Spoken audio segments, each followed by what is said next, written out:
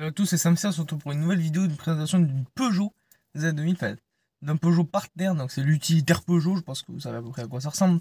C'est la deuxième génération, donc celui-là c'est l'année 2008, c'est les tout premiers de la deuxième génération, que je vais vous présenter, parce que je me suis, pourquoi pas, en tant que première Peugeot des années 2000, parce que je vous ai filmé que des Peugeot neufs sur la chaîne, que ce soit par exemple la 308, 408, la nouvelle 508, je filmais que des Peugeot neufs, donc autant changer faire du Peugeot, parce que ça plaît beaucoup sur la chaîne apparemment. Enfin, je vois le nombre de vues que je fais avec des Peugeot. Mais surtout Peugeot des années 2000 pour un peu changer un peu. Là, c'est 2008, c'est-à-dire l'époque du designer Gérard Walter, qui j'imagine que c'est sûrement lui qui a fait le design de ce partenaire. Donc, n'hésitez pas à vous abonner à la chaîne. Pouce bleu, cloche des notifs, et c'est parti pour la vidéo. Et là, la voiture est déjà... vous avez une navigation là, mais vous allez sur le High Top Golf. Donc vous pouvez mettre...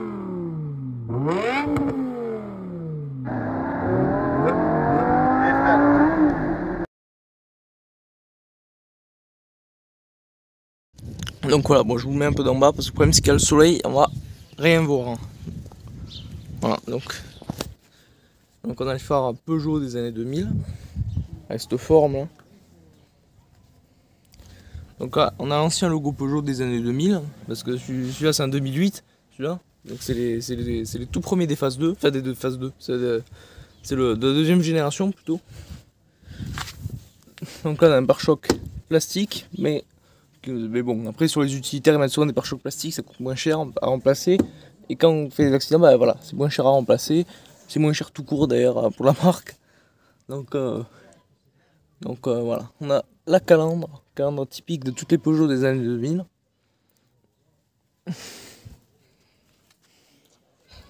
Donc celui-là c'était un petit critère 3 parce que c'est un diesel d'avant 2011 celui-là. Il y a eu 2008. Donc là des jantes en tôle du coup. Hein. Voilà. Avec la petite maslotte ici pour éviter les vibrations. Ça sert juste à ça. Le petit répétiteur de clignotant. Le rétroviseur brut. Les poignées brutes aussi, les parties brutes, plastique brut. Donc voilà. Là aussi il y a plein de parties plastique brutes sur cette voiture. Pareil, j'entends tôle derrière. Le vitrage est un peu teinté, ça je crois pas que ce soit d'origine, mais bon. Mais bon, moi c'est plus joli. Ça c'est la version Tipeee celui-là. Voilà, derrière, bon, il y a des trucs. Hein.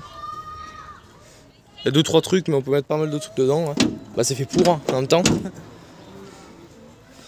Alors pareil, sur les côtés, il y a une porte coulissante. Pas automatique comme sur les 807, mais bon, il y a une porte coulissante. Ouais. Pratique pour éviter de mettre des coups de porte, ouais. On peut le dire.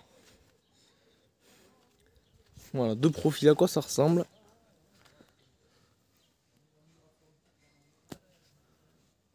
Voilà, tout. Donc l'arrière, on a des phares droits comme ça. Les phares qui sont longs, en fait. La partie la plus longue est en longueur, ils sont fins. Voilà.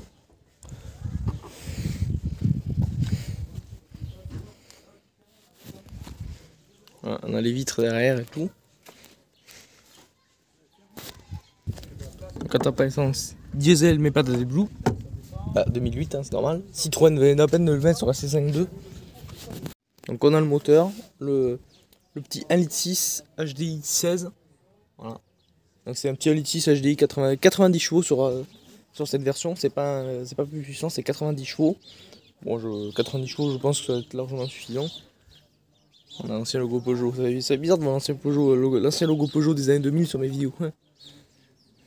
Donc, petit HDI.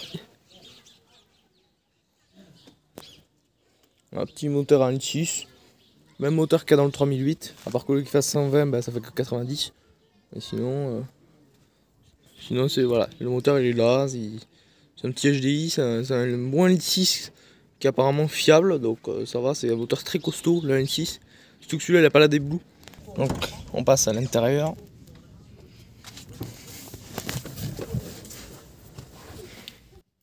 Voilà le kilométrage. Si c'est pas un moteur fiable, je sais pas ce que c'est. 325 496 km. Ah, donc on a les Vous êtes tout, voilà, des housses de siège par-dessus. C'est couverture, des trucs. Voilà, on voit qu'il y a le siège en tissu dessous. Donc, vous allez me dire, où se trouve la commande des vitres? Elle se trouve ici, du coup, la commande des vitres. Les commandes des 2 vitres, ici. Ça, c'est le warning. Fermeture centralisée des portes. Ici, pour régler la clim, etc. Ici, normalement, il y a un autoradio, mais qui a disparu. Voilà. Donc, le volant, ça ressemble à ça. C'est un gros volant. Pour une fois que je vous présente une Peugeot avec un gros volant, bah voilà, enfin un gros volant. C'est pas un gros volant, c'est un volant de taille normale. Parce que ces Peugeot maintenant ils mettent des petits volants. Donc on a l'ancien logo des années 2000, comme je viens de vous le dire. Bah, on est sur l'extérieur parce que c'est un Peugeot des années 2000. Le compteur monte à 7000, mais c'est un diesel, donc ça s'arrête à 5000 du coup. Enfin la zone rouge débute à 5000. Le compteur qui est gradué jusqu'à 190 km/h. Les commodos qui sont les mêmes que sur les Peugeot modernes et qui va être remplacé d'ailleurs sur le nouveau 3008. En tout cas, ça sera remplacé, ça sera pas gardé comme ça parce que c'est des commodos qui font sérieusement vieillissant. D'ailleurs, j'ai les mêmes sur le 3008. Bon, encore là-dessus, ça va parce que c'est un truc de 2008. C'est vieux, mais dans le coup, on est déchiré. On voit même le volant d'origine par-dessous. Donc, voilà. Non, sincèrement, ça va. On dirait pas, quand on voit de l'extérieur, on dirait pas qu'il a 320 000 km quand même. Hein. 325 000 du coup. Donc, du coup, on a la boîte de vitesse position camionnette, bah, c'est une camionnette. Hein. Avec le faux carbone sur la boule, du coup. Bon, il n'y a que 5 rapports, du coup, un 6G 90, du coup, 90 chevaux. Des boîtes à gants avec des trucs dedans. Ta boîte de gants en plastique dur. Voilà. Plastique dur, pas terrible, mais bon. C'est mieux que rien. C'est plastique dur, même la poignée, ils sont pas en métal à faire chromer, c'est du plastique. Du bon plastique comme il faut. Ça. Par contre, ils ont mis un plastique et fait tissu dessus. Pareil, plastique dur. La ceinture avec un petit truc cuir WRC qui est rajouté. Ça se rajoute, ça coûte rien. Mais du coup, pas d'écran. On a un petit afficheur ici. Alors, il existait ici avec un écran sur certaines versions, mais celui-là n'a pas d'écran, comme je viens de vous le dire. Sinon, bah, on a les pare-soleil. Voilà. Pare-soleil avec des trucs Peugeot. Voilà. Ici, il y a un autre espace bien caché pour ranger des trucs. Ouais, c'est vrai que c'est le genre de voiture qui se présente un peu rapidement parce que pas grand chose en fait à dire dedans. Donc le volant il est en mousse, hein, j'ai oublié de vous le dire, voilà, c'est un volant en mousse. Donc c'est-à-dire que c'est un volant en plastique. En fait, mousse c'est du plastique un peu mou qui en fait quand on voit comme ça, on a vraiment l'impression que c'est du cuir, mais c'est pas du cuir, c'est de la mousse, il n'y a pas de surpiqûre. D'ailleurs, le volant il a d'être un peu usé, d'où la raison qu'il y a un couvre-volant dessus. Donc voilà, on a les compteurs, bref, je vous ai à peu près tout dit, c'est pas un truc qui se présente en 20 minutes. Hein. Donc voilà, petit frein à main, tout plastique. C'est vrai qu'il y a beaucoup de plastique dans cette voiture, mais bon après c'est un utilitaire, c'est pas fait pour avoir par exemple des sièges full cuir, avec un frein à main chromé, avec des détails chrome, et ça en cuir et avec un volant en cuir en parfait état. Ça c'est... En parfait état, bon ça peut s'user, le volant en cuir ça s'use aussi. Hein.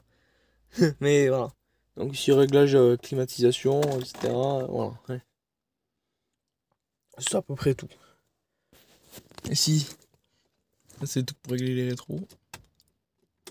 Régler les rétros électriquement, ça c'est 3 faux boutons. Voilà, c'est les faux boutons, tout simplement. Donc clignotant, essuie-glace, pour régler le régulateur, pour remettre régulateur ou limiteur de vitesse. Et voilà, très simple à l'intérieur. Très simple, très simple, mais au moins. Bon après, c'est vrai que ça change des voitures modernes, du nouveau X1 que j'ai filmé, du nouveau X1, ou même par exemple de toutes les Peugeot modernes qui sont sorties.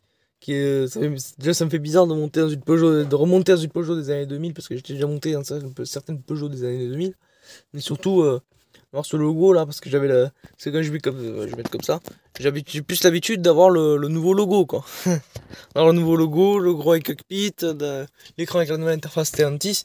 Mais voilà, après c'est un utilitaire de 2008, donc il a 15 ans. Et le nouveau, il a un écran et tout, il est pas mal le nouveau d'ailleurs. D'ailleurs, les motorisations sont beaucoup moins fiables sur le nouveau que sur celui-là. Parce que les nouveaux sortent en majorité avec le moteur 1,2 litre PureTech. Du coup, le 1 litre de PureTech, c'est le fameux 3 cylindres avec la courroie de distribution qui baigne dans l'huile. Donc voilà, je vous ai fait à peu près le tour. Hein. À peu près le tour, donc c'est le genre de voiture avec laquelle on fait, on fait vite le tour. En plus, demain, il y a la petite Clio 2 que je vous ai postée. Celle-là, je vous l'ai postée sur Insta, celle-là.